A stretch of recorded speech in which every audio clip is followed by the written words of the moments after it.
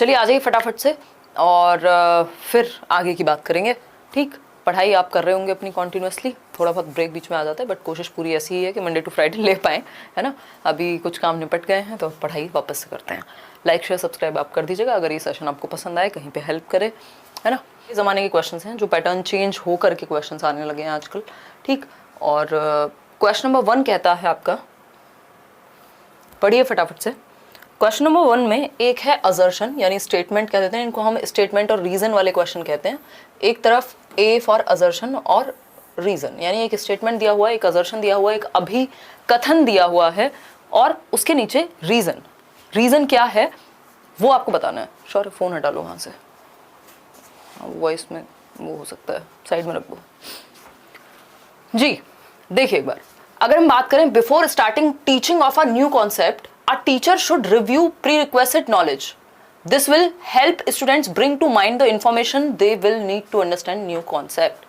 यानी कि जब टीचर एक नया कॉन्सेप्ट पढ़ाने जाए तो वो रिव्यू कर ले जो बहुत ही जरूरी या पूर्व अपेक्षित प्रीरिक्विजिट जो जरूरी है कि किसी एक टॉपिक को पढ़ाने के लिए एटलीस्ट अगर डेवलपमेंट के बाद आपको इमोशनल डेवलपमेंट पढ़ाया जा रहा है तो एटलीस्ट आपको पता हो कि डेवलपमेंट क्या है। तो वो जानना एक टीचर का कुछ भी नया पढ़ाने से पहले जरूरी है कि इससे पहले की जो रिक्वायर्ड नॉलेज है वो बच्चों को है कि नहीं है। इससे क्या होगा, to mind the information they will need to understand new concept, कि उनके पास वो इंफॉर्मेशन अगर होगी पहले से जो नए कॉन्सेप्ट को समझने के लिए जरूरी है। स्पाइरल करिकुलम बोलते हैं ना हम, जब एक चीज दूसरी चीज से रिलेटेड होती है, बिल्ड ऑन होती है एक चीज पे। ठीक है बात। फिर आता है रीजन। इसका रीजन क्या है, Corporal punishment should not be practiced as a strategy to rectify the undesirable behavior of learners. कि अगर बच्चे कुछ अनअपेक्षित व्यवहार करें तो कॉर्पोरल पनिशमेंट यानी उनको मुर्गा मुर्गी डंडा ये सब पिटाई विटाई नहीं होनी चाहिए। दोनों बातें कहीं की है ना, एक कहीं की कह रहा है, दूसरी बात कहीं और की चल रही है। मतलब रीजन जो है इस चीज का, देखते हैं कितने % लोगों ने सही आंसर दिया है, एक बार दिखाओ। हाँ, तो अगर हम बात करें 52% लोग कह रहे हैं ए ऑप्शन। यही हमारी गलती है कि जब हम प्रॉपर पढ़ते नहीं है चीजों को, है ना, आते हुए भी क्वेश्चन गलत करेंगे अगर आप। सिर्फ 26% लोग आंसर सही दे रहे हैं जो कि बी है। देखते हैं एक बार, both A and R are true. ठीक है, R is the correct explanation. देखो ये यहां से गलत हो गया, यहां तक ये ठीक था कि अपनी जगह पे ए की भी बात ठीक है और आर की भी बात ठीक है, लेकिन आर जो है वो करेक्ट एक्सप्लेनेशन नहीं है ए का। दैट मीन्स करेक्ट रीजन नहीं है। स्टेटमेंट ऊपर है, रीजन नीचे है। पूछा है कि इस स्टेटमेंट का ये रीजन हो सकता है कि नहीं। तो स्टेटमेंट क्या था कि बच्चे को पहले से कुछ नॉलेज होनी चाहिए जो आप पढ़ाने जा रहे हैं, इस चीज को आप टेस्ट कर लीजिए। दूसरी बात ये है कि कॉर्पोरल पनिशमेंट मत दो बच्चे को अगर वो इनएप्रोप्रिएट बिहेवियर करे तो। दोनों बातें अलग कहानियां गा रही हैं। जो स्टेटमेंट ए है या असर्शन है उसके बारे में नहीं बताया। रीजन जो है ये ए का रीजन नहीं कि इसलिए नॉलेज को चेक करो, ऐसा तो बताया ही नहीं है कुछ। दैट मीन्स गड़बड़ हो गई और आंसर आपने गलत कर दिया। Both A and R are true but R is not the correct explanation of A. ये बात सही है कि अपनी अपनी जगह पे जो असर्शन है वो बात भी सही है और रीजन की भी बात सही है कि बच्चे को कॉर्पोरल पनिशमेंट नहीं दी जानी चाहिए, लेकिन जो रीजन है ए का वो सही नहीं है। R is not the correct explanation of A. A को एक्सप्लेन नहीं करता आर। इस चीज को समझना बहुत जरूरी है, नहीं तो हमारे आंसर्स गलत होते रहेंगे। A is true but R is false, ऐसा नहीं है, दोनों ही बातें सही है, बट आर जो है वो सही स्टेटमेंट नहीं है, सही एक्सप्लेनेशन नहीं है फॉर ए। ये हमें ध्यान में रखना है। तो B option is the right answer, ना कि ए। आगे बढ़ेंगे क्वेश्चन नंबर 2 पे। Any pedagogy which considers subject matter as an end in itself is likely to yield among dash among students. यानी कोई भी अध्यापन, कोई भी पेडागॉजी, कोई भी शिक्षण शास्त्र जो विषय वस्तु को ही अपने आप में अंत मानता है कि विषय वस्तु सब कुछ है ना। विषय वस्तु का मतलब क्या है, कंटेंट, सिलेबस, करिकुलम, जो भी आपने प्रेजेंट कर दिया है वही सब कुछ है अपने आप में, वही सर्वोसर्वा है, अंत मान लिया आपने। वो विद्यार्थियों के बीच डैश पैदा कर सकता है। क्या पैदा होगा ऐसी पेडागॉजी से? अगर हम ये कहें कि यही सिलेबस है, यही एक किताब है, इसी को पढ़ना है, इसी में से सब कुछ आएगा और कुछ आपको ना जानना है, ना कोई एक्टिविटी करनी है, दैट मीन्स हम क्या कह रहे हैं, बच्चों के एक्सप्लोरेशन को हम मार दे रहे हैं। Appreciation for mastery. मास्टरी का मतलब होता है महारत हासिल करना, परिपक्वता या कह लीजिए एक तरह से पारंगतता हासिल करना। पारंगत कहां से बनेगा यदि आपने सिर्फ एक किताब तक सीमित कर दिया। आप तो कहिए मैंने आपको ये पढ़ा दिया, अब आपका जितना मन करे इंटरनेट से सीखो, जितना मन करे किसी रेडियो से सीखो, किसी और प्रोग्राम से सीखो, 70 जगह से सीखो। तो मास्टरी को ये अप्रिशिएट नहीं करता। अगर मास्टरी को अप्रिशिएट करता तो सिलेबस को एंड इन इटसेल्फ नहीं कहा होता। 46% आंसर सही आ रहे हैं जो कि है डी। आएंगे अभी डिजायर फॉर इनोवेशन, इनोवेशन की डिजायर के लिए तो आप एक्सप्लोरेशन को ओपन छोड़ते हैं, ये नहीं कहते सब्जेक्ट मैटर ही सब कुछ है ना, subject matter is just a part of many resources, कई सारे रिसोर्सेज, कई सारे संसाधनों का के बीच एक हिस्सा है सब्जेक्ट मैटर या एक बुक या फिर सिलेबस, नहीं तो संसाधन तो अनलिमिटेड है। ऐसा थोड़ी दुनिया में जिन्होंने सीखा है वो सिर्फ बुक से ही सीख रहे हैं, वो सिर्फ स्कूल से ही सीख रहे हैं, वो सिर्फ क्लासरूम से ही सीख रहे हैं, पता नहीं कहां कहां से हम सीखते हैं, हर जगह से हम सीखते हैं। ठीक है, मोटिवेशन टू लर्न इन सबको तो किल करेगी ये चीज, तो अन्वेषण के लिए प्रतिरोध बनेगा, यानी रेजिस्टेंस टू एक्सप्लोर। यदि हम ऐसी पेडागोजी को, ऐसे थॉट को मान के चलते हैं कि सब्जेक्ट मैटर ही सब कुछ है अपने आप में, तो हम क्या करेंगे बच्चे के साथ, स्टूडेंट्स के बीच क्या पैदा हो जाएगा, रेजिस्टेंस टू एक्सप्लोर, यानी वो अन्वेषण करना ही नहीं चाहेंगे, एक्सप्लोर करना ही नहीं चाहेंगे, सर्च करना ही नहीं चाहेंगे खुद से, उनको पता है बस ये किताब पढ़नी है, इसमें से पेपर आ जाएगा, बात खत्म। वो खुद से एक्सप्लोर करना ही नहीं चाहेंगे, खुद से एक्सप्लोर नहीं करेंगे तो बेहतर सीखेंगे नहीं, जिंदगी भर रट्टू तोते बन जाएंगे। तो D option is the right answer. ठीक है, ये नहीं होना चाहिए ना हमारी मैडम ने इन्हीं शब्दों में लिखवाया था, इन्हीं में रिपीट करना है, अपने तरीके से भी तो एक्सप्रेस कर सकते हो आप सेम बात को। तो D option is the right answer. Question number 3 है फिर से असर्शन और रीजन वाला क्वेश्चन है, ध्यान से पढ़ेंगे। असर्शन यानी स्टेटमेंट है एक, student should be taught self regulatory knowledge about when, where and why to use variations learning strategies, यानी बच्चों को सेल्फ रेगुलेटरी नॉलेज होनी चाहिए, यानी वो खुद को रेगुलेट कर सकें, जहां पे उनको पता हो कि कहां कब कैसे कौन सी लर्निंग स्ट्रेटजी को, अधिगम तकनीक को यूज करना है, कहां हमें किस तरह से समझना है, कहां नोट्स बनाने हैं, कहां कैसे समझना है, कौन से एग्जांपल्स यूज करने हैं, किस जगह से पढ़ना है। ठीक है, रीजन क्या है इस चीज का कि बच्चे को लर्निंग स्ट्रेटजीज का पता होना चाहिए। रीजन दिया हुआ है, a learning strategy is more likely to be maintained and employed if students know when, where and why to use it. मतलब कि लर्निंग स्ट्रेटजी कब काम की है या बेहतर कब हो पाएगी, जब बच्चों को ये पता हो कि उसको कहां, कैसे, कब यूज करना है और क्यों यूज करना है। भाई वेज जो हैं, आपको सारे टूल्स पता हो, ऐसा थोड़ी है फिर आप बाइक के टूल को घर में यूज कर देंगे कहीं भी कुछ और करने में, अगर हो सकता होगा तभी करेंगे। तो पता तो होने चाहिए बच्चे को। कुल मिला के दोनों बातें सही है, ए भी सही है और आर इसका एक्सप्लेनेशन है कि क्यों पता होने चाहिए, इसी के बारे में बात हो रही है। तो both A and R true और R is the correct explanation of A. ठीक है, आर नहीं है, ए एन आर है। ठीक है, चले आगे बढ़े। 137 है, बहुत बढ़िया।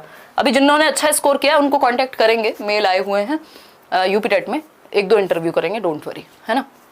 मैं थोड़ा सा व्यस्त हो गई थी कुछ चीजों में। ऐसा नहीं है A and R are true but R is not the correct explanation, ऐसा नहीं है आर करेक्ट है, फॉल्स तो है ही नहीं। चलिए आगे बढ़ते हैं क्वेश्चन नंबर 4 पे। देखो इस तरह के क्वेश्चन में ना, असर्शन और स्टेटमेंट वाले क्वेश्चन में आपके कॉन्फिडेंस की जरूरत पड़ेगी। कॉन्फिडेंस कहां से आएगा, जब आपने कॉन्सेप्ट्स को ठीक से समझा है, क्वेश्चन को ठीक से समझा है एटलीस्ट। क्वेश्चन नंबर 4 है, विच of the following is an example of a metacognitive skill. Metacognitive skill बोले तो अधिसंज्ञानात्मक या परासंज्ञानात्मक कौशल, मतलब thinking about thinking, knowledge about knowledge, यानी एक लेवल और आगे है ये कॉग्निशन से। ठीक है जी, ठीक। कोई कह रहा है मैम गांव में गेहूं काट रहे हैं, अच्छा काट रहे हो, हाँ बिल्कुल कट रहे होंगे, अप्रैल चल रहा है और हमने काटे हैं गेहूं, अच्छे से पता है हमें। ठीक, चलो खैर आ जाओ। अगर हम बात करें विच of the following is an example of a metacognitive skill, बहुत ही एंजॉयबल प्रोसेस हो जाती है कई बार। सीटेट कब होगा यार? सीटेट मेरे ख्याल में जुलाई या दिसंबर में होना चाहिए, कायदे में जुलाई में होना चाहिए, क्योंकि सीटेट की वेबसाइट बड़ी सुंदर सी बना दी गई है, इन्होंने काम तो ये कर रहे हैं इसका मतलब। ठीक है, अब देखना कई लोग कहेंगे ये कौन सा रीजन है कि सीटेट की वेबसाइट सुंदर बन गई है। देखो सीटेट की वेबसाइट जब भी अपडेट होती है या कुछ भी काम चलता है, दैट मीन्स कुछ तो नया होने वाला है। ठीक, देखिए एक बार, which of the following is an example of a, इसका मतलब ये नहीं 100% हो जाएगा जुलाई में, हो सकता है काम कर रहे हो, मे बी नया सिलेबस डेवलप कर रहे हो। ठीक, तो मेटाकॉग्निटिव स्किल की अगर हम बात करें तो कौन सा एक एग्जांपल है जिसमें ज्यादा दिमाग लगेगा? मेटाकॉग्निटिव से याद रखना, ज्यादा मेंटल स्किल्स जिसमें यूज होंगी। ठीक, evaluating process used by oneself in solving a problem, यानी किसी समस्या को हल करने में स्वयं द्वारा प्रयुक्त प्रक्रिया का मूल्यांकन करना, यानी आप जो हैं इवैल्यूएट कर रहे हैं किसी चीज को, किसी समस्या को सॉल्व करते समय, यानी आप थिंकिंग अबाउट थिंकिंग करेंगे। अगर कुछ सोच रहे हैं, किसी चीज का सॉल्यूशन निकाल रहे हैं, किसी का जजमेंट निकाल रहे हैं, किसी को एनालाइज कर रहे हैं, तो आप उस पर नेक्स्ट लेवल थॉट लगाएंगे। बात तो ठीक है, क्योंकि इवैल्यूएशन में सब कुछ लग जाएगा एक तरह से। अगर हम बात करें पुरानी ब्लूम्स की टैक्सोनॉमी की, तो हम देख सकते हैं highest level of Bloom's taxonomy में नॉलेज का, या अगर हम बात करते हैं कॉग्निटिव डोमेन का, इवैल्यूएटिंग था। दैट मीन्स इसमें अच्छी खासी मेंटल स्किल्स लगेंगी। Identifying the difference between two pictures, ये बहुत इजी है, जस्ट क्लासिफाई करना है आपको, वर्गीकृत करना है, डिफरेंशिएट करना है दो पिक्चर्स के बीच में क्या अंतर क्या है। इसमें कोई बहुत बड़ी मेंटल स्किल नहीं लगने वाली, सिर्फ एनालिसिस लगेगा और कुछ भी नहीं। Knowing the chemical formula of methane, methane का केमिकल फॉर्मूला या सूत्र जानना, दैट मीन्स एक सिंपल प्रोसेस हो गई।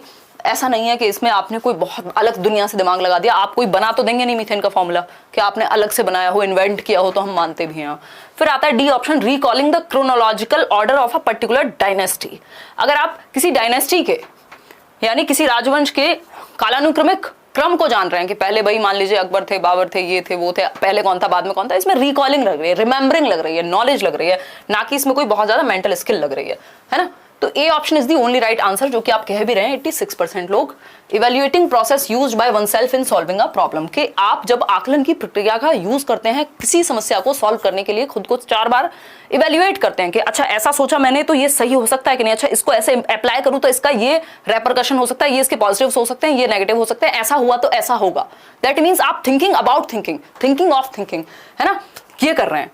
आगे बढ़ते हैं, ए option is the right answer. Question number 5 देखिए, A teacher intends to facilitate procedural knowledge among her students. Which of the following question is appropriate for this purpose? यानी teacher का intention क्या है, वो क्या जानना चाहती हैं, वो चाहती है प्रोसीजरल नॉलेज को जानना। प्रोसीजरल नॉलेज हम कहते हैं प्रक्रियात्मक ज्ञान, यानी किसी चीज का प्रोसीजर जानना, कि मान लीजिए एक ऑपरेशन होगा तो उसमें प्रोसीजर क्या होगा, पहले ये करेंगे फिर ये करेंगे फिर ये करेंगे, एक प्रोसीजर फॉलो होगा, ठीक है। या आप मान लीजिए पासपोर्ट भी बनवाने जा रहे हैं तो उसमें भी क्या एक प्रोसीजर फॉलो होगा, ठीक है। तो ये प्रोसीजरल नॉलेज को फैसिलिटेट करना, यानी प्रोसीजरल नॉलेज बच्चे की बेहतर हो, ऐसा एक शिक्षिका या शिक्षक चाहते हैं, तो उसके लिए कौन सा एक क्वेश्चन जो है वो एप्रोप्रिएट होगा। यानी अगर आप एज अ टीचर ये चाहते हैं कि बच्चे की प्रोसीजरल नॉलेज बेहतर हो, वो किसी प्रक्रिया को बेहतर से जाने या बेहतर से अप्लाई करे, तो आप कौन सा क्वेश्चन पूछेंगे। 4 क्वेश्चंस यहां दिए हुए हैं, ठीक है।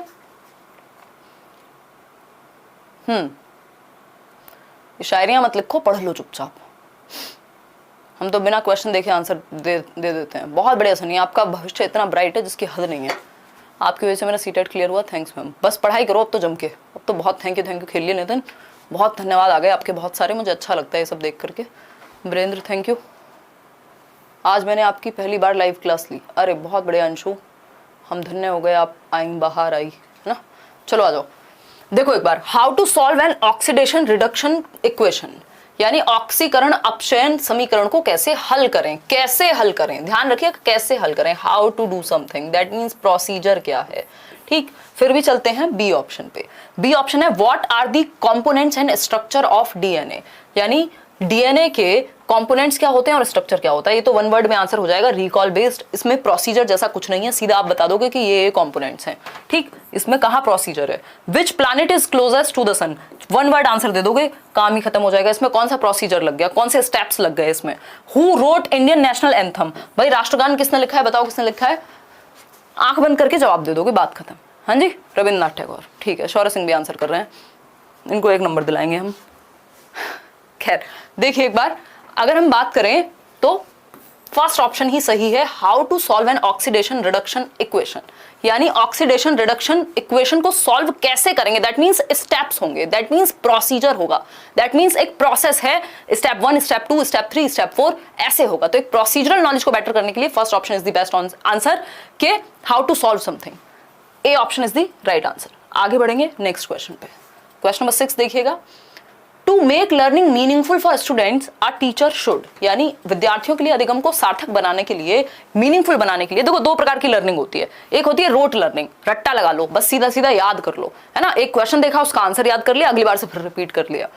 मीनिंगफुल लर्निंग क्या है, हम एक एक ऑप्शन को समझ रहे हैं, हम उसके अंदर समझ रहे हैं क्या कहना क्या चाहते हो आखिर, है ना, फिर ये सही है तो क्यों सही है, गलत है तो क्यों गलत है, तो ये मीनिंगफुल लर्निंग कर रहे हैं हम, मेरे अनुसार, या आपको भी ऐसा ही लग रहा होगा थोड़ा बहुत। तो मीनिंगफुल लर्निंग की अगर हम बात करें, आप चाहते हैं कि शिक्षार्थी जो है वो अर्थपूर्ण ढंग से सीखें, तो टीचर को करना क्या चाहिए ये पूछा है। मेरी थोड़ी सी वीकनेस है,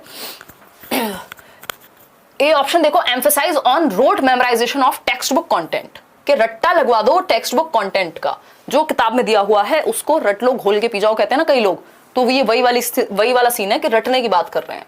तो देखो, रट करके तो किसी ने भी मीनिंगफुल लर्निंग नहीं की। अर्थपूर्ण अधिगम रटने के जस्ट ऑपोजिट होता है, उल्टा होता है, इसके आसपास भी नहीं होता। अर्थपूर्ण कब होगा? रटंत विद्या चलंत नहीं, ऐसा कहा जाता है ना कि रटने से काम चलेगा नहीं, ठीक है, तो रटी हुई विद्या काम भी नहीं आएगी। बी ऑप्शन है एम्प्लॉय। हालांकि हमारे जो एग्जाम के सिस्टम्स हैं बहुत सारे वो ऐसे ही बन गए कि जो ज्यादा बेहतर रट लेगा वो बेहतर नंबर ले आएगा। Employ stimulus response association to condition behaviour, हमेशा ऐसा नहीं होता।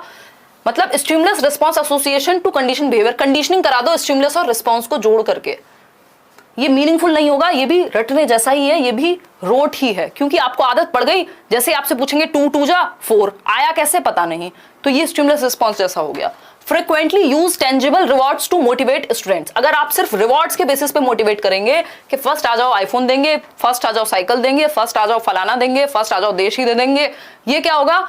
बच्चे के अंदर से उस चीज को सच में सीखने की इच्छा खत्म हो जाएगी, वो जस्ट रिवॉर्ड्स के लिए काम करेगा, है ना। जब आप रिवॉर्ड हटा देंगे तो उसकी मोटिवेशन खत्म, तो फिर हम कभी खुश होकर काम ही नहीं कर पाएंगे, हमेशा हमें कुछ चाहिए होगा हर चीज से।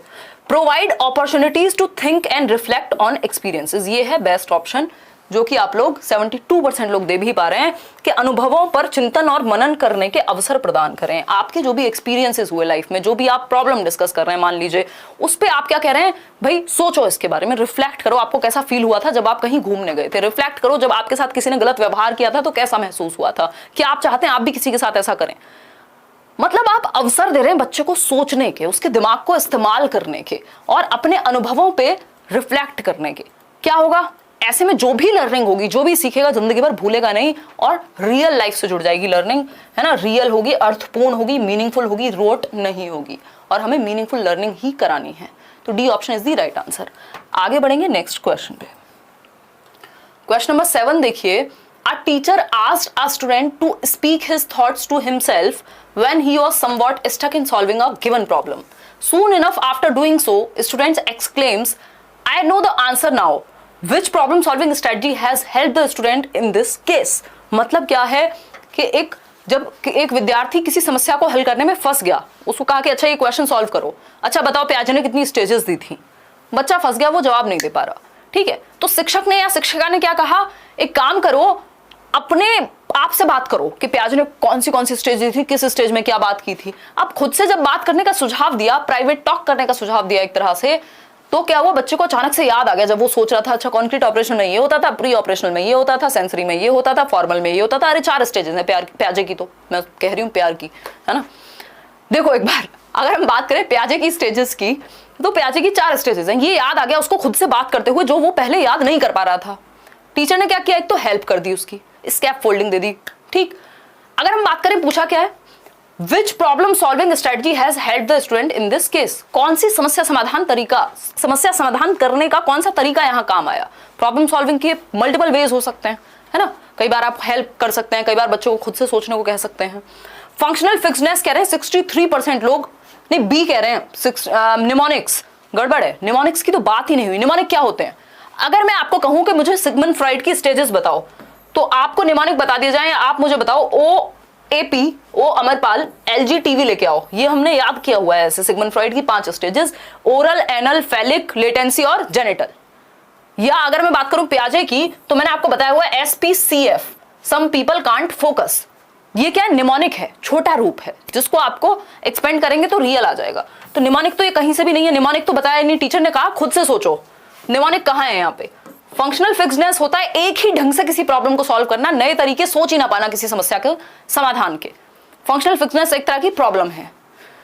फिर आता है रिस्पॉन्स सेट। रिस्पॉन्स सेट भी फंक्शनल फिक्सनेस जैसा ही होता है कि आपका रिस्पॉन्स सेट हो गया कि आपको कोई भी प्रॉब्लम दी जाए, आप वही सेम तरीके से सोचते हैं, नए तरीके से सोचते नहीं है। जब आपने कभी 4 साल पहले एक प्रॉब्लम सॉल्व की थी, आप उसी तरह से सॉल्व करने की कोशिश करते रहते हैं, नया नहीं सोच पाते। मतलब आपका रिस्पॉन्स सेट हो गया, आपका फंक्शनल फिक्सनेस हो गया, आप नए तरीके से नहीं सोच पा रहे हैं, है ना। Verbalization, verbalization is the right word over here. मौखिकीकरण, जो मैंने आपको करके बताया भी कि जब हम प्याजे की बात कर रहे थे तो मैंने सोचा अच्छा प्याजे की ये वाली स्टेज में ये होता है, ये वाली स्टेज में ये होता है, तो मतलब 4 स्टेजेस हो गए। बच्चे ने खुद से बात की, वर्बलाइज किया, मौखिकरण किया। कितना आसान उत्तर था, आपने कर दिया सत्यानाश बिल्कुल ऑप्शन का, मतलब खुद का नहीं, ठीक, मतलब उत्तर की बैंड बजा दी आपने। इतना आसान उत्तर और आप लगे पड़े किसमें? निमोनिक्स में, है ना। ऐसे कैसे चलेगा, ऐसे कैसे चलेगा दीदी और भैयाओ, बताओ एक बार। है, सिर्फ 19% आंसर सही आ रहे थे। है कहीं जगह, पानी ढूंढो।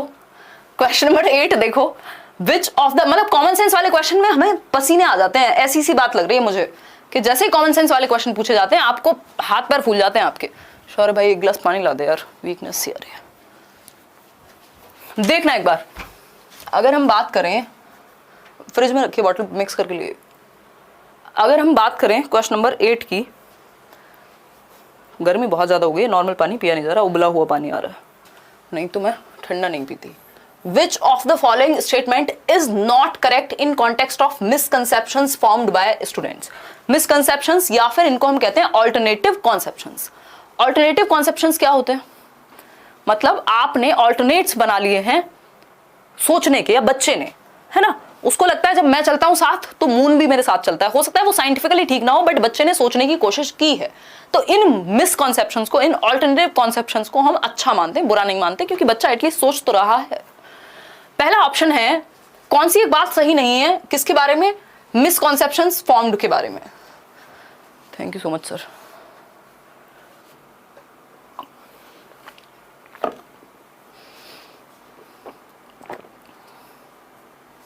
वीकनेस आ गया यार, हीमोग्लोबिन गायब हो गया बॉडी से। देखो एक बार, अगर हम बात करें फर्स्ट ऑप्शन की, misconceptions can be used constructively by a teacher in the process of learning. ये बात तो अच्छी है, आप लोग नोट क्यों नहीं पढ़ रहे हैं, है ना भाई, ये बात तो अच्छी है, ठीक बात है। ये तो मिसकंसेप्शंस को यूज करना चाहिए, भ्रांतियों का प्रयोग करना चाहिए, शिक्षक को सिखाने के लिए क्रिएटिवली यूज करना चाहिए, उनको दूर करना चाहिए एग्जांपल्स देके या एक्टिविटी करा के, एक्सपेरिमेंट करके। Misconceptions characterizes the initial phase of children's understanding of certain concepts, कि जब बच्चा शुरुआत में किसी एक कॉन्सेप्ट को सीखता है इनिशियली तो वो गड़बड़ करता है, ये दर्शाते हैं, ठीक है बात। फिर आता है सी ऑप्शन, जो 45% लोग सही कह रहे हैं। Misconceptions clearly indicates children's inability to learn anything new and advance. भाई बच्चे में कमी नहीं निकालनी है हमें, सिस्टम में कमी निकालो, टीचर में कमी निकालो, खुद में कमी निकालो, दुनिया में कमी निकालो, बच्चे में कमी अगर पेडागोजी में निकालोगे तो एक नंबर चला जाएगा। और वैसे भी वो ठीक चीज नहीं है, वो भी सही अप्रोच नहीं है एक अच्छे शिक्षक की या शिक्षिका की, ठीक। तो भ्रांतियां स्पष्ट रूप से बच्चों की कुछ भी नई और उन्नत सीखने की अक्षमता को दर्शाती है। मतलब अगर मिसकंसेप्शन हो गया बच्चे को या आपको भी, दैट मीन्स कि आप में सीखने की क्षमता ही नहीं है, ये मान लेना चाहिए। ये कैसी सी बात हुई, है ना। मतलब आप बजाय कि उसको सही करने के या सही सीखने के, गलतियां कौन नहीं करता, गलती करके ही सीखा जाएगा। एक गलतियां प्रोसेस है सीखने में, है ना, हिस्सा है एक। तो हम ये नहीं कह सकते कि ये दर्शा रहे कि बच्चा सीख ही नहीं सकता इसलिए मिसकॉन्सेप्शन हो रहा है। कई बार अनलर्निंग करनी पड़ती है, कहा जाता है ना, unlearning is also a part of learning. ये ध्यान रखिएगा, एक नंबर में बहुत जगह पे पूछ लिया जाता है।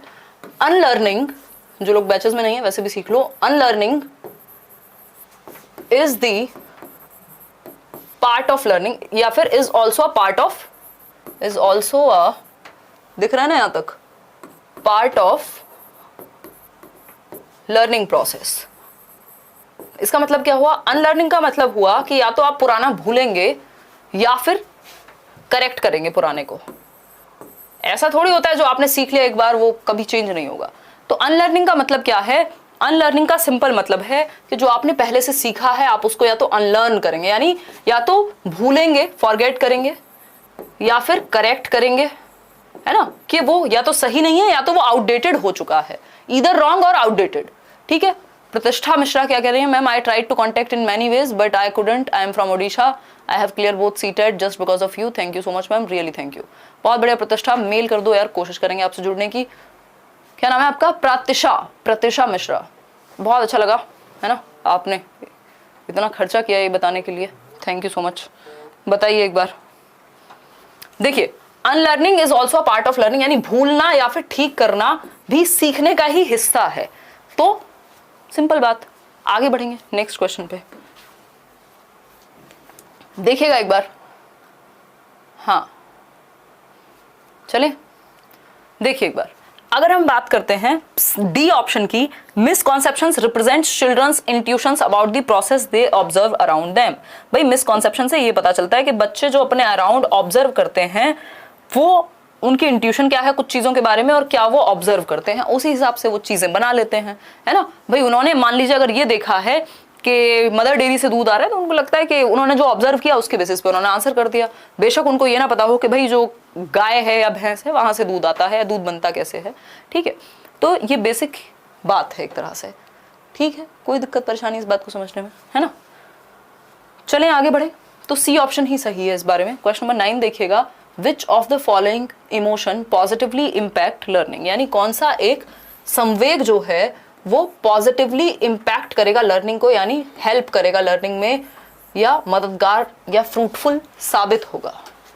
ठीक है, कौन सा एक इमोशन हेल्प करेगा लर्निंग में, बताइएगा एक बार। पहला ऑप्शन है एंग्जाइटी। भाई अगर आप एंग्शियस हैं, चिंता में हैं, तो ये तो बाधा बनेगा लर्निंग में, ये हेल्प नहीं करता है। एंग्जाइटी जिनमें आप में से जिन लोगों को कभी हुई होगी उनको पता है, बैंड बच जाती है, ठीक है। तो ये कहाँ से हेल्प करेगा, ये फ्रूटफुल थोड़ी है, पॉजिटिव थोड़ी है ये। बेशक आप इसको कैसे भी मोटिवेशन की तरह लो, बट हेल्पफुल थोड़ी है। बोर्डम, बोरियत है तो सीखोगे कैसे, पॉजिटिव कहाँ हुआ, नेगेटिव हो गया। तो एंग्जाइटी भी नेगेटिवली इंपैक्ट करेगा, बोरियत भी नेगेटिवली इंपैक्ट करेगा, और भय यानी फियर, अगर आप डर में सीखोगे तो अच्छा थोड़ी सीख पाओगे, बजाय कि आप एक्साइटमेंट में, होप में सीखोगे। तो होप यानी कि उम्मीद, आशा, अगर आप होपफुल हैं कि भाई अगर मैं ठीक से पढ़ूंगा या पढ़ूंगी तो मेरा एग्जाम क्लियर हो जाएगा, दैट मींस आपकी लर्निंग पॉजिटिव होगी, आप बेहतर सीख पाएंगे, बजाय कि आप पहले से ये मान के बैठे हैं अरे मेरा कहां से होगा, इतने लोगों का तो होता नहीं है ना। बट अगर आप ये मानेंगे यार इंसानों का ही होता है, सही तरीके से मेहनत करने वालों का ही होता है। माय फादर यूज्ड टू से कि बेटा नौकरी लेना पहले भी मुश्किल था, आज भी मुश्किल है और आगे भी मुश्किल ही रहेगा, लेकिन लेने वाले पहले भी लेते थे, अभी भी लेंगे और आगे भी लेंगे। तो ये एक आशावादी थॉट हुआ, ठीक है। अबू निदल क्या कह रहे हैं, here ma'am I qualified both the paper, 122 पहले पेपर में, 109 दूसरे में, यूपी टेट में 122, सी टेट में पहले बता ही दिया। Your guidance, thanks ma'am for such amazing teaching. बहुत अच्छा लगता है अबू निदल, जिस भी फॉर्म में आप बता पाते हैं, मतलब कितनी बार मैं लाइव आती हूँ तो ये सुपर चैट की फॉर्म में बताते हैं, कितने सारे मेल आते हैं, कितने सारे मैं पढ़ नहीं पाती हूँ, है ना, कितने सारे पढ़ भी लेती हूँ। तो होप क्या है, एक पॉजिटिव चीज है लर्निंग को। अगर आप होपफुल हैं, अगर आपको उम्मीद है कि हाँ मैं कामयाब होऊंगा या होंगी, या एटलीस्ट कुछ तो सीखने को मिलेगा मुझे, तो आप अच्छा सीखेंगे, ठीक। सी ऑप्शन सही नहीं था, डी ही सही है। आगे बढ़ते हैं। भाई इमोशंस जो है हमारे कॉग्निशन में या हमारी दिमागी प्रक्रिया में बहुत ज़्यादा मदद करते हैं, या एक तरह से इम्पैक्ट करते हैं। अगर आप पॉजिटिव सोचेंगे तो बेहतर कर पाएंगे। देखिए क्वेश्चन नंबर 10 देखिएगा एक बार, which of the following set of attributes for failure on task is likely to motivate a student for future attempts, यानी किसी कार्य में विफलता के लिए निम्नलिखित में से कौन से आरोपण में एक विद्यार्थी को भविष्य के प्रयासों से के लिए प्रेरित करने की संभावना है। यानी मान लीजिए एक बच्चा हो गया फेल, एट्रीब्यूशंस फॉर फेलियर, बच्चा फेल हो गया किसी भी वजह से किसी टास्क को करते समय, तो कौन सा एक ऑप्शन होगा जो उसे आगे फ्यूचर में किसी काम को बनाए रखने के लिए मोटिवेट करेगा, या मैं कहूं कि अभिप्रेरित करेगा कि वो आगे भी उस चीज को करे। फेल हो गया तो कोई बात नहीं, कौन सा एक ऑप्शन होगा। बी ऑप्शन कह रहे हैं आप में से 68% लोग। देखते हैं, I am not intelligent and intelligence is fixed, यानी अगर जो व्यक्ति ये मानता है कि मैं तो बुद्धिमान हूं ही नहीं, और बुद्धिमानता तो स्थिर होती है, मतलब हम खुद पे काम करके खुद को इंटेलिजेंट बना ही नहीं सकते, तो इस केस में क्या होगा, आप कभी सीखेंगे ही नहीं, दोबारा क्यों करना चाहेंगे, आपने तो एक बार किया फेल हो गए, फिर दोबारा आप कभी अटेम्प्ट ही नहीं करेंगे, खुद को मान लेंगे बेबुद्धि। फिर है B option, I didn't put enough effort this time although I am capable of doing so. आप क्या कह रहे हैं कि कोई बात नहीं यार, इस बार फेल हो गए, चलो सीटेट में, D+B में, KVS में, कोई बात नहीं। क्यों? क्योंकि मैंने अपना 100% दिया ही नहीं था, मैंने अपना इनफ दिया ही नहीं था, ना मैंने सही से पढ़ाई की थी, सिर्फ किताबें सजा ली थी, कोर्स ले लिए थे, 4 वीडियोस देख ली थी, सच में नोट्स बना करके, रिवीजन करके, मॉक टेस्ट देके मैंने खुद को तैयार किया ही नहीं था। बट अब क्या होगा, आप कह रहे हैं कि I didn't put enough effort, मैंने उतनी मेहनत ही नहीं की इस बार, although I am capable of doing so, लेकिन मैं करने में सक्षम हूं, अगर मैं ठीक से मेहनत करूं तो मैं इस चीज को कर सकता हूं, तो इसलिए आप दोबारा मेहनत करेंगे। ऐसा होता भी है, दुनिया में करते भी हैं लोग, ठीक, ये बात सही लग रही है, लेकिन फिर भी सी और डी को चेक करेंगे। Teacher was biased towards me and I can't change her perception about me, यानी टीचर ही बायस्ड था, है ना, टीचर ने ही गलत पढ़ाया था। अरे इन कोचिंग वालों ने तो दुकानें खोल रखी हैं जी, आप पढ़ लो ठीक से, उनकी चलने दो, दुकानें बंद होने दो, जो करना है करो, है ना, आप ठीक से काम कर लो, हो जाएगा काम, ठीक। तो ये क्या होगा, या टीचर ने पढ़ाया ही नहीं है ठीक से, तो जिनका हुआ उन्हें किसी और ने पढ़ाया था। मतलब एक क्लास में 500 बच्चे हैं, 50 बच्चे हैं, तो 40 भी तो पास हुए होंगे, स्पेशली अगर हम कॉम्पिटिटिव एग्जाम वगैरह की बात करें। स्कूल में तो चलो चीजें डिफरेंट हो जाती हैं, है ना, क्योंकि यहाँ ऐसा तो है नहीं आपने पहली बार जीवन में पढ़ना शुरू किया है, आज से पहले आप 15 साल की पढ़ाई कर चुके हैं, आज से पहले आप 12 साल की पढ़ाई कर चुके हैं। अगर आप ठीक से मेहनत करेंगे तो होंगी ये चीजें, ठीक। तो हम ये कह सकते हैं कि अगर टीचर बायस था और मेरी कोई गलती नहीं है, और ये बात क्या है, इससे आप फ्यूचर में मेहनत करना ही छोड़ देंगे, क्योंकि आपने अपनी फेलियर का जो श्रेय है वो किसी और को दे दिया, अकाउंटेबिलिटी नहीं ली। This particular exam falls on Tuesday and Tuesday is my unlucky day. कोई व्यक्ति है जो ये मानता है कि ये तो एग्जाम ही ट्यूसडे को हुआ था और ट्यूसडे तो मेरे लिए बचपन से अनलकी है ना, ये तो कभी अच्छा होता ही नहीं है।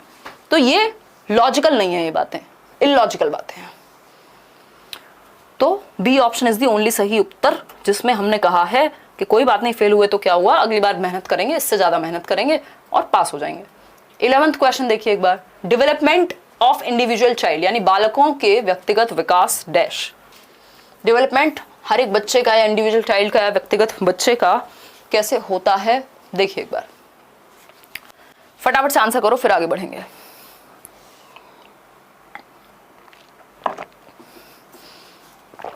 कोई कह रहा है 4000 प्लस वाली बुक में सुपर टेट के क्वेश्चन नहीं है, सभी एग्जाम्स में यूजफुल है क्या? हाँ बिल्कुल है चंचल, ऐसा नहीं है कि बिल्कुल नहीं मिलेंगे, मिल जाएंगे, लेकिन वो पर्टिकुलरली या स्पेसिफिकली सुपर टेट के लिए नहीं है वो बुक, तो आप अवॉइड कर सकते हो, या तो क्लास नोट्स ले लो या फिर प्रीवियस ईयर वगैरह से काम चलाओ। देखो एक बार, या कोई और बुक भी देख सकते हो। Development of individual child can be predicted accurately and absolutely. देख रहे हो, एब्सोल्युटली यानी बिल्कुल सटीक रूप से, जब मैं पैदा हुई थी तभी मेरे डेवलपमेंट के बारे में बताया जा सकता था, कोई भी व्यक्ति बता देता है ना, और एक्यूरेटली भी, है ना। ये पॉसिबल नहीं है, ये तो ऐसा हो गया कि जैसे रोबोट हो आपके पास और आपको पता है कि कितना क्या कर सकता है, चिप थोड़ी लगी हुई है पहले से, तो एक्यूरेटली नहीं बता सकते। आप प्रिडिक्ट कर सकते हो डेवलपमेंट को, it can be predicted but not accurately and absolutely. Absolutely का मतलब क्या हो गया, 100%। आपको पता है कि इस एज में ये ऐसे करेगी, ये करना है, इसका ये फ्यूचर होगा, तो ऐसे तो डेवलपमेंट नहीं वर्क करता। कुछ हद तक प्रिडिक्ट किया जा सकता है, कुछ हद तक अनुमान लगाया जा सकता है एक्शंस के बेसिस पे, बट फुल्ली प्रिडिक्ट कोई नहीं कर सकता, है ना। जब तक आप सर्वज्ञ या ओमनीपोटेंट और ओमनी प्रेजेंट सब कुछ ना हो, सर्वज्ञाता, सर्व शक्तिमान, इस तरह की बातें ना हो जब तक, ठीक है। ऐसा नहीं है कि डेवलपमेंटल माइलस्टोन में आप सब कुछ बता देंगे, एब्सोल्यूट नहीं बता सकते, एक्यूरेट नहीं बता सकते, थोड़ा बहुत अंतर होगा। Can not be predicted at all, ऐसा भी नहीं है कि बिल्कुल प्रिडिक्ट नहीं कर सकते, एट ऑल भी नहीं है, कुछ हद तक तो प्रिडिक्ट कर ही सकते हैं कि इस एज में बच्चा चलने लगेगा, अगर उसका साइंस की तरफ रुझान है तो उसको साइंस बेहतर पढ़ाएं, म्यूजिक में बहुत एक्सेप्शनल है तो वो कराएं, तो कुछ हद तक प्रिडिक्ट किया जा सकता है। सी ऑप्शन है, can be predicted somewhat but all children develop at different rates, यानी कुछ हद तक अनुमान लगाया जा सकता है बच्चे के विकास के बारे में, बट बहुत सभी बच्चे अलग अलग दर पे डेवलप होते हैं। ये बात हमें ध्यान रखनी है कि स्टेजेस या सीक्वेंस या ऑर्डर सेम होता है बट दर अलग होती है। दो सेम एज के बच्चों में भी विकास की दर विभिन्न हो सकती है, भिन्न हो सकती है, अगर मैं कहूं डिफरेंट हो सकती है। 5 साल के बच्चे हैं या 2 साल के बच्चे हैं, एक बच्चा हो सकता है ज्यादा जल्दी उसमें विकास की दर हो, वो भाषा ज्यादा सीख पा रहा हो तेज या जल्दी चल लेता हो, दूसरा बच्चे ने थोड़ा लेट चलना सीखा, देर से बोलना सीखा, तो दर में अंतर हो सकता है स्टेज सेम होने के बावजूद भी, ठीक है। बट हम प्रिडिक्ट कर सकते हैं कि इस एज में इतने शब्द बोलने लगेगा। इज डिसऑर्डरली एंड डिसकॉन्टिन्यूअस, भाई ऑर्डरली भी होता है डेवलपमेंट और कॉन्टिन्यूअस होता है, डिसकॉन्टिन्यूअस या डिसऑर्डरली नहीं होता। डिसकॉन्टिन्यूअस बहुत ही कम लोग मानते हैं जो स्टेजेस की बात करते हैं, लाइक पियाजे। C option is the right answer. आगे बढ़ेंगे, ज्यादा एक्सप्लेन तो नहीं कर रही हूं मैं, बता दो जरा। क्वेश्चन नंबर 12 देखो, विच of the following statements is correct, यानी कौन सा एक स्टेटमेंट करेक्ट है या सही है, कौन सा एक स्टेटमेंट करेक्ट है, बताइए एक बार। डेवलपमेंट इज नॉट सीक्वेंशियल, यानी डेवलपमेंट क्या है, सीक्वेंशियल ही नहीं है, सीक्वेंस में होता ही नहीं है ना।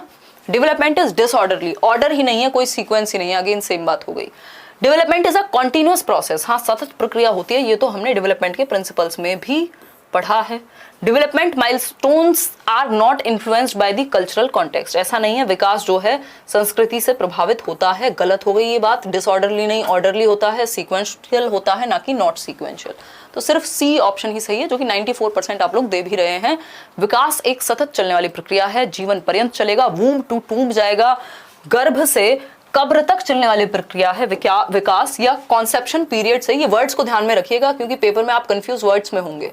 वूम टू टूम्ब चलने वाली प्रक्रिया है, यानी गर्भ से कब्र तक जाने वाली प्रक्रिया है, हमेशा चलती रहेगी। कॉन्सेप्शन टू डेथ चलने वाली, यानी गर्भाधान से कॉन्सेप्शन टू डेथ, मृत्यु तक चलने वाली प्रक्रिया है विकास। It never ceases to stop, या फिर इट नेवर स्टॉप्स, ठीक है। पता नहीं कहाँ कहाँ दर्द हो रहा है पैरों में, यहाँ वहाँ, बुढ़ापा नजदीक है। देखो एक बार, तो डेवलपमेंट क्या है, इसका मतलब क्या हुआ, डेवलपमेंट इज कॉन्टिन्यूअस, सतत है, never stops to exist.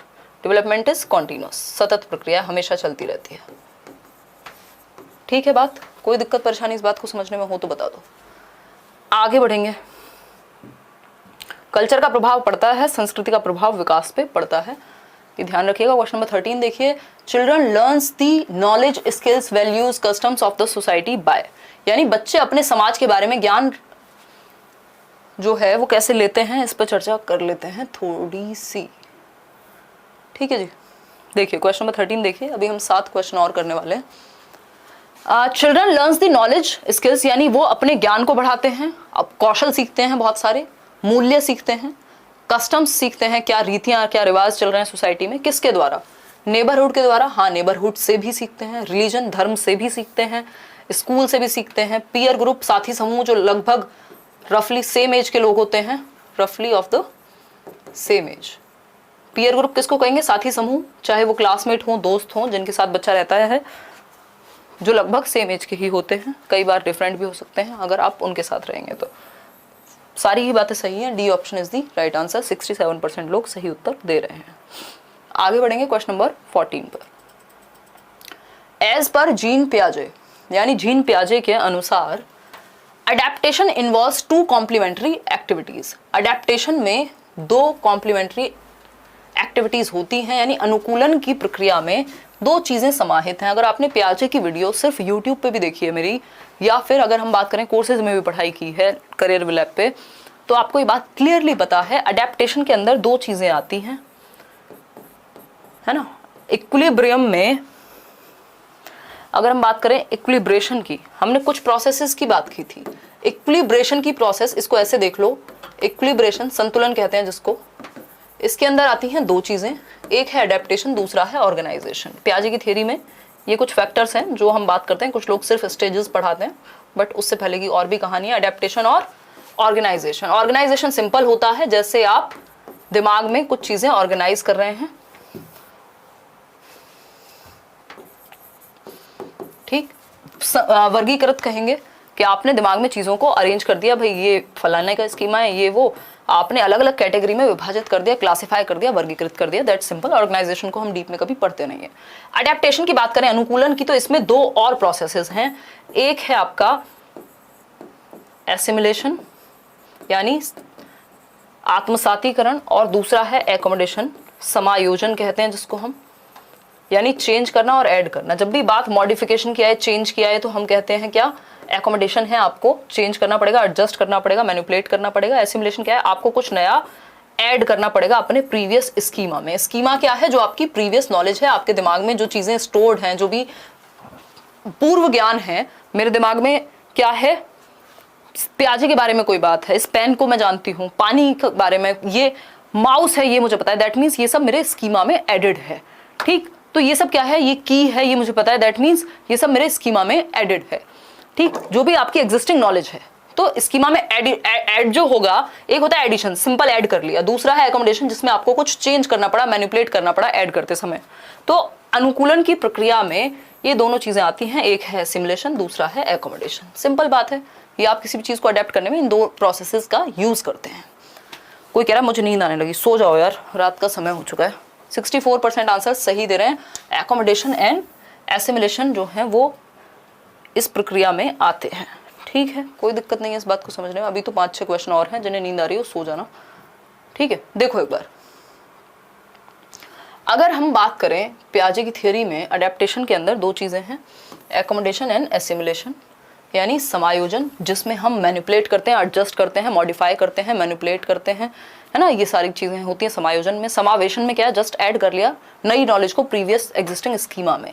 Equilibration and organisation ये नहीं आते, इक्विलिब्रेशन के अंदर अडेप्टेशन है और ऑर्गेनाइजेशन है, उस अडेप्टेशन के अंदर एसिमिलेशन एंड एकोमोडेशन है। एकोमोडेशन एंड इक्विलिब्रेशन नहीं आएंगे साथ में, ये तो इसी के अंदर पाया जाएगा। एसिमिलेशन एंड ऑर्गेनाइजेशन अगेन गलत कॉम्बिनेशन है, इसलिए मैंने आपको प्रॉपर बताया है डिटेल में, ठीक। आगे बढ़ेंगे नेक्स्ट क्वेश्चन पे। क्वेश्चन नंबर 15 देखिए एक बार, पढ़िएगा, बड़ा क्वेश्चन है, पियाजे का ही क्वेश्चन है, इजी है, बट अगर आपने थियोरी पढ़ी है तो पढ़िए एक बार क्वेश्चन और जवाब दीजिए अकॉर्डिंग टू जीन पियाजे।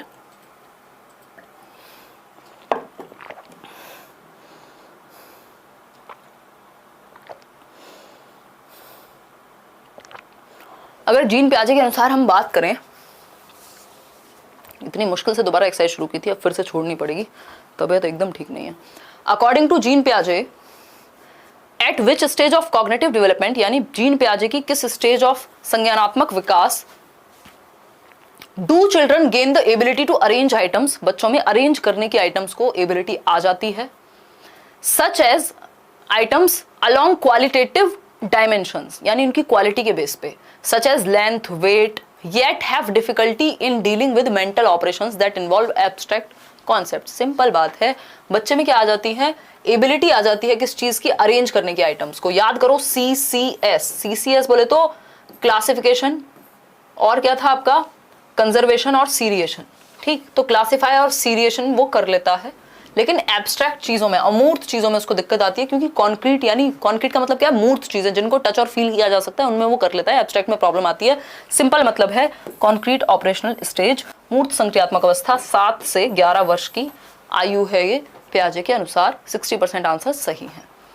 एब्स्ट्रैक्ट में प्रॉब्लम अगर नहीं होती, होता कि एब्स्ट्रैक्ट सॉल्व कर लेता है तो फॉर्मल हो जाता 11 से 15 के बीच में, ठीक है। एब्स्ट्रैक्ट में प्रॉब्लम